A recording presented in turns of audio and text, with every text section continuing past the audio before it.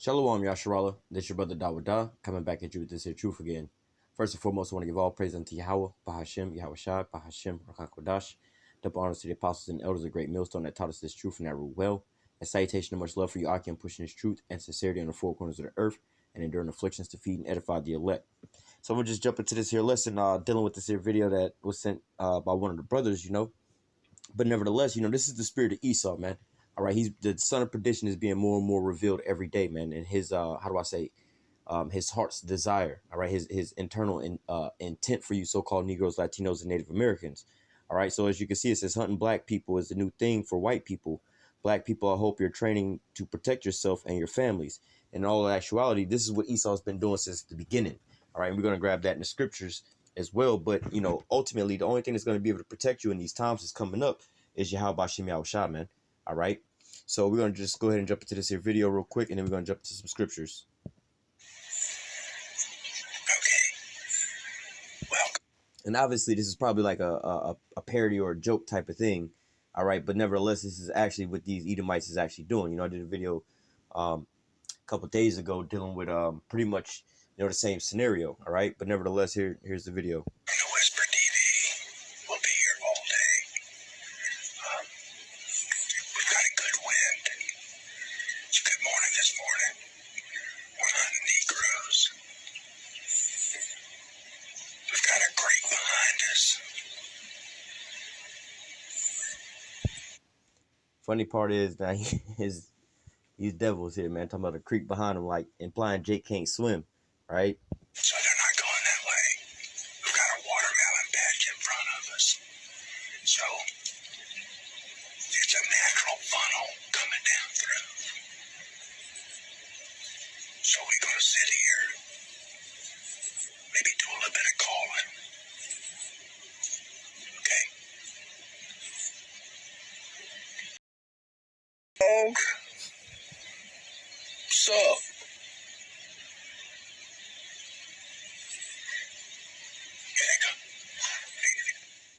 Hey, and that's Esau for you right there, man.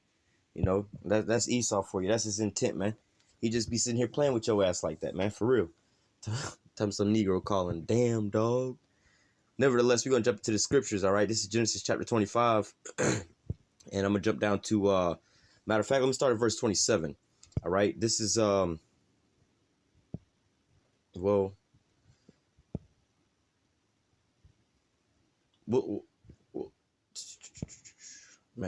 we'll start at verse 21 just to give a little bit of the backdrop, all right?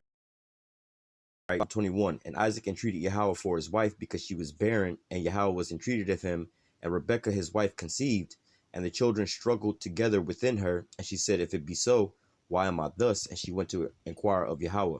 And Yahweh said unto her, 2 nations are in thy womb, and 2 manner of people shall be separated from thy bowels. All right, so what's going to happen is basically she's going to have twins, right? They're going to come out, they have the same mother, the same father, they twins, right? And they actually going to look a little different, but they're going to be basically born at the same time, the same day. All right. But the Lord is going to separate 2 different people. It says 2 nations are in thy womb and 2 manner of people. All right. So first and foremost, even though they're coming out the same mother and the father, all right, they're going to be separated as far as being 2 different nations, right? You have the nation of Esau, Edom, the nation of Israel. All right. So it says, 2 manner of people shall be separated from thy wombs. All right. So they're going to have 2 different characteristics. All right. So it says, or 2 manner of people should be separated from thy bowels, and 1 people shall be stronger than the other. All right. Which you see the so-called Negroes, Latinos, and Native Americans are physically, mentally, and spiritually stronger than these Edomites. All right. Just take note of this COVID situation where the lockdown is going on and these Edomites losing their jobs, and they're also losing their minds and committing suicide. All right, they can't stand being at home with their loved ones or whatnot. They just killing up everybody, man, and then taking themselves out at the same time, man. All right, but Jake's always been taking whatever bottom of the end barrel job that he can, making ends meet with really nothing, man. All right, having to sit in the house with a bunch of demons, whether it be their wife, their kids, or whatnot. Hey, but you don't see Jake out here killing up the family and killing himself, man. 9 times out of 10, if Jake kill up his family or kill himself, it was by accident. Jake might have been drinking and driving and wrecked a car and killed himself, or maybe killed his family or some shit like that. But it ain't like he finna come home and just blow them all away, man. That's not Jake, because Jake be like, man, we're gonna just have to deal with it, man. You know. But nevertheless, it says, and the elder shall serve the younger, and when her days to be delivered were fulfilled, behold, there were twins in her womb. Now it just said, the elder shall serve the younger. All right, verse 25. The first came out red. All right, so the first one, the eldest one, all right, who came out red, it says red all over like a hairy garment, and they called his name Esau. All right, so we talk about Esau, right? Esau was named, his name was wasted away as he. All right, because basically, how do I say? He didn't have any melanin in his skin. All right, he was what you would be called today, if two black people have a child and the child come out so-called albino, right? Verse 26, and after that, his brother came out. All right, these are again twin brothers, and took hold on Esau's heel, and his name was called Jacob. And when Isaac was three score years old when she bare them, and the boys grew, and Esau was a cunning hunter. All right, so if it's now his name also was changed to Edom. All right, because he wanted that same red meat. All right, that looked just like him. Right, one of the names that they call these Edomites out here in modern day America today, especially down in the South, is what? Rednecks. All right, you have a whole classification of so-called rednecks or people that you call rednecks. Like a demographic. Like these are the preppy kids, these are the gothic kids, whatever, whatnot. Well, these over here, these are rednecks, right? And these people, they love hunting, they love mudding and doing all kind of Edomite shit. This is who these people are, man. All right, and you ask them why they call them rednecks, like, well, shit, the blood is showing forth through their skin. You smack them in the face, or they get sunburn, or whatever it is, man. You're gonna see that blood showing forth through their skin, man. All right, hence rednecks, right? But it says, and as the boys grew, Esau was a cunning hunter, a man in the field, right? Now, again, when you watch on TV about the hunting channels and the sport, that type of sport, and who dominates that? It's Esau, man. Esau's out in the woods with his deer piss, duck calls, and so on and so forth. Traps and everything, man. Esau know how to trap all kind of goddamn, not only animals, but also people, man. This is how Esau has deceived everybody, and he knows how to use advertisement and so on and so forth to trap the minds of people into buying certain things and so on and so forth, man.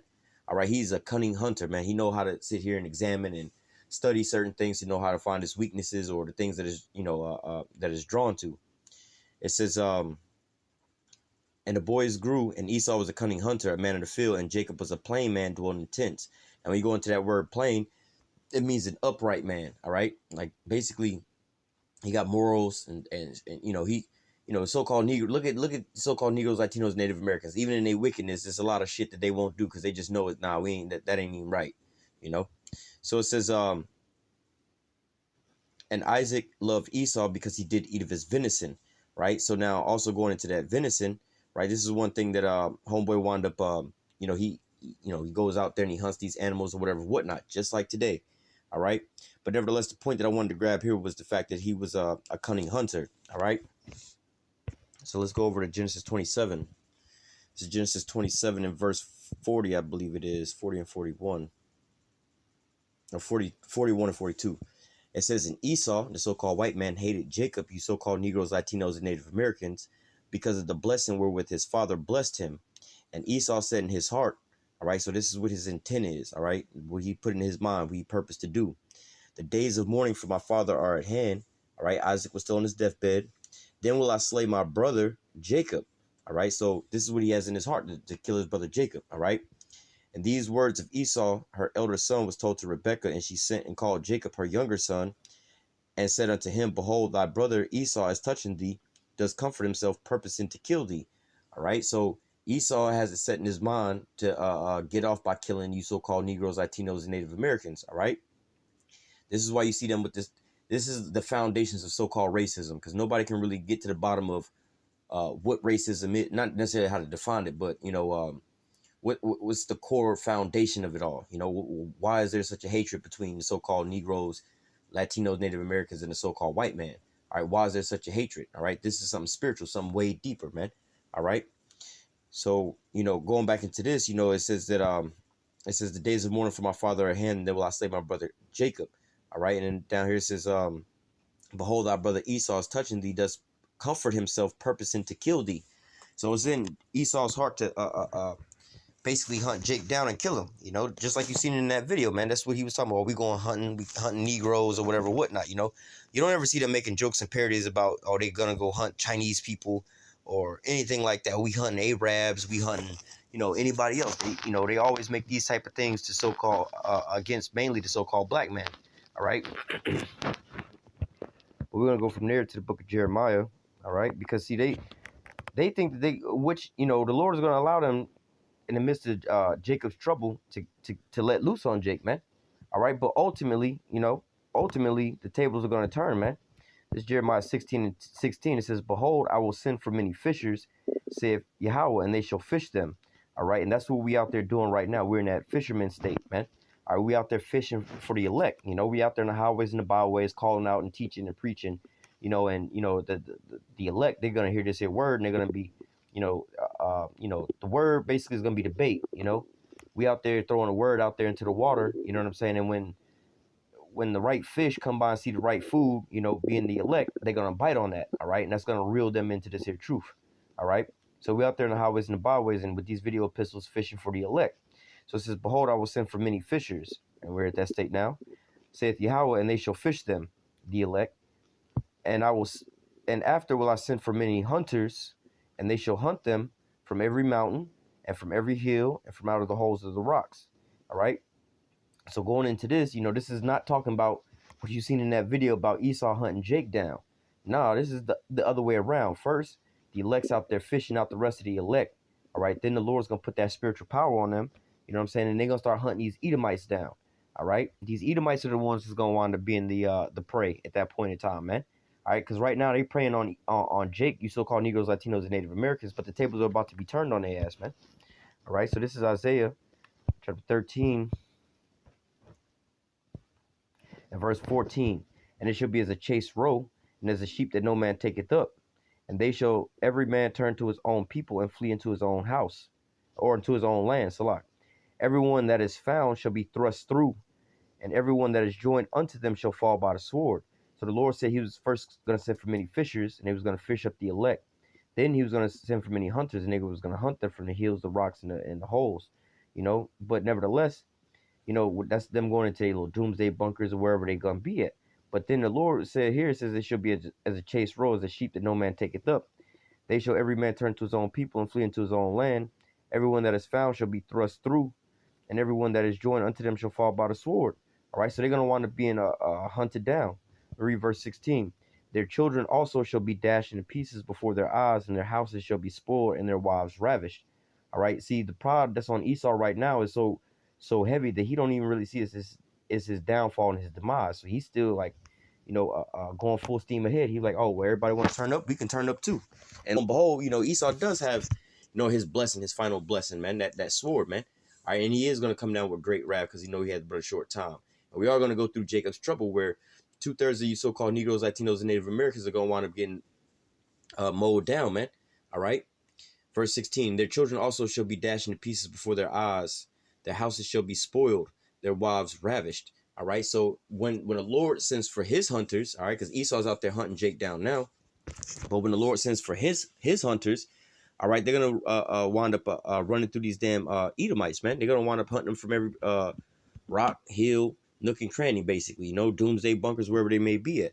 All right. So this is the book of Micah, chapter 5. I'm gonna start at verse 7.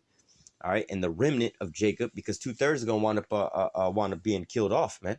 All right, so the ones that's left over is gonna be what? The 1/3 and 144,000. "And the remnant of Jacob shall be in the midst of many people, as the dew from Yahweh, as the showers upon the grass, that tarrieth not for man, nor waiteth for the Son of Men. And the remnant of Jacob shall be among the Gentiles, in the midst of many people, as a lion among the beasts, as a lion among the beasts of the forest, as a young lion among the flock of sheep, who if he go through, both treadeth down and teareth into pieces, and none can deliver. All right, thy hand shall be lifted up upon thy adversaries, and all thy enemies shall be cut off." All right, so this is what the Lord is preparing to do here in these last days, man. All right, but what? Esau is on the hunt right now. Esau, is turned up and doing, that all kind of matter of wickedness and evil is spewing out of Esau right now, man. And it's ultimately going to end up in what scriptures call Jacob's trouble. All right, where Esau really going to be coming down with great wrath. All right, But nevertheless, ultimately, the Lord's going to give his men that spiritual power, and they're going to wind up having the upper hand. All right.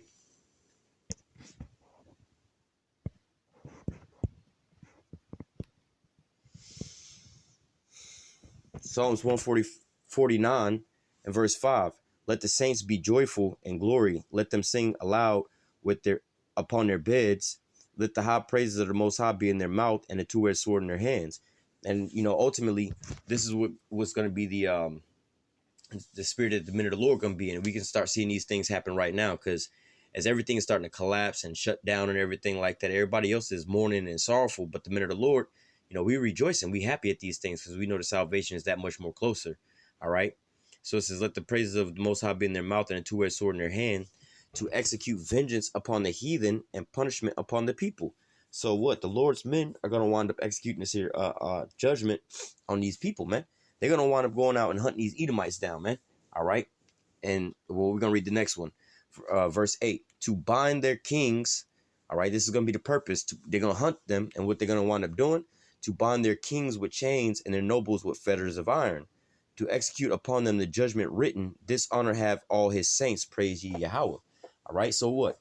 Esau, yeah, he's going to be hunting down a lot of 2/3 of you so-called Negroes, Latinos, and Native Americans and putting that work in. But what is going to come a point in time where the Lord is going to put that spirit up onto his men. All right. And they're going to wind up going through and hunting down these damn Edomites, man. All right. They're going to wind up chasing down these Edomites in wherever doomsday bunkers they have, wherever they may be, and taking all their shit that they got, man. Ultimately, it's going to take, Lord, when I'm part of that number, we're going to take their kings, their noblemen, the leaders of these nations, and so on and so forth. And they're going to be the first fruits going into slavery, man. All right.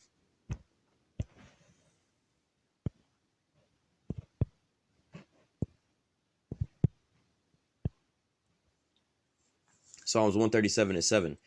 Remember, O Yahweh, the children of Edom in the day of Jerusalem, who said, race it, even to the foundations thereof. O daughter of Babylon, who art to be destroyed. Happy shall he be that rewardeth us as thou hast served us. Happy shall he be that taketh and dasheth thy little ones against the stones. All right. And so this is ultimately, they talking about they going hunting for Negroes, but ultimately the Lord has a plan to hunt down these Edomites, man. All right. And then they're going to go into captivity, man.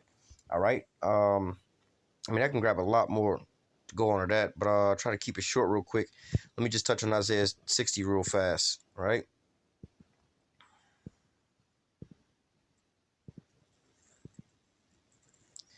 So, yeah, we could read all of this. We're going to just go to verse 10, all right? 10 and 11, or 12, 10 through 12, all right? It says, and the sons of strangers shall build up thy walls, and their kings shall minister unto thee. For my wrath I smote thee, but in my favor have I had mercy on thee.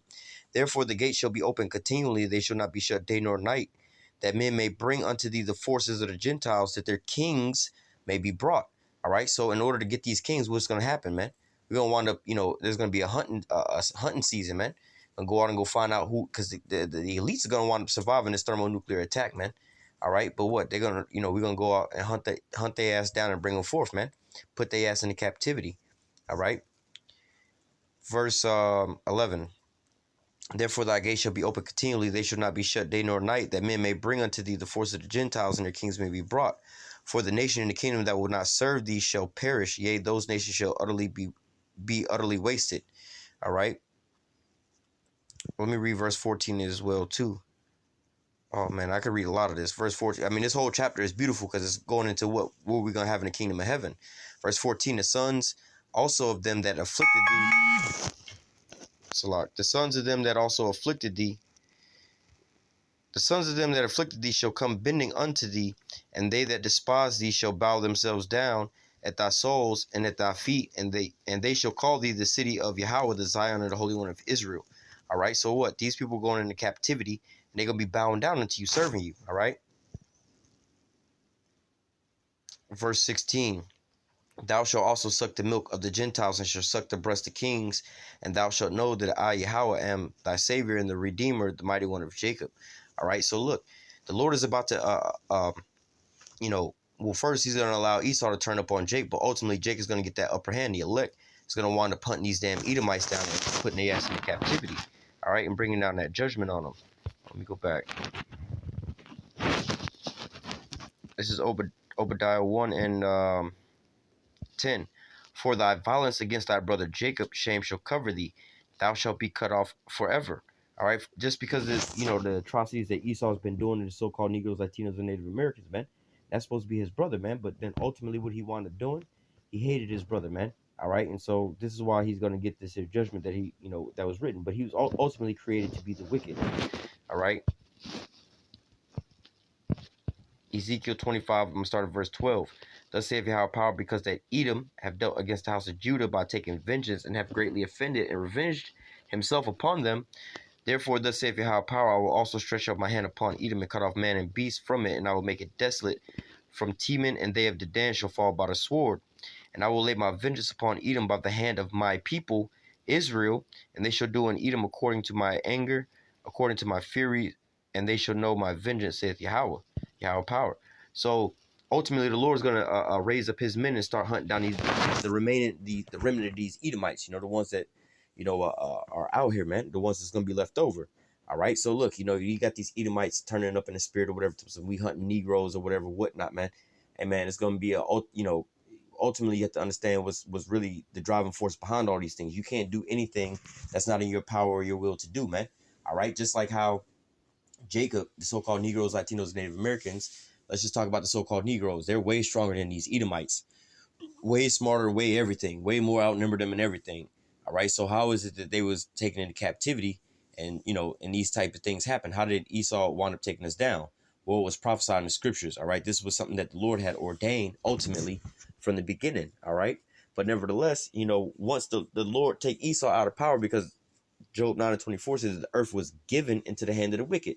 Once the Lord take that crown from above him, take him out of that position, there's nothing Esau's going to be able to do, man.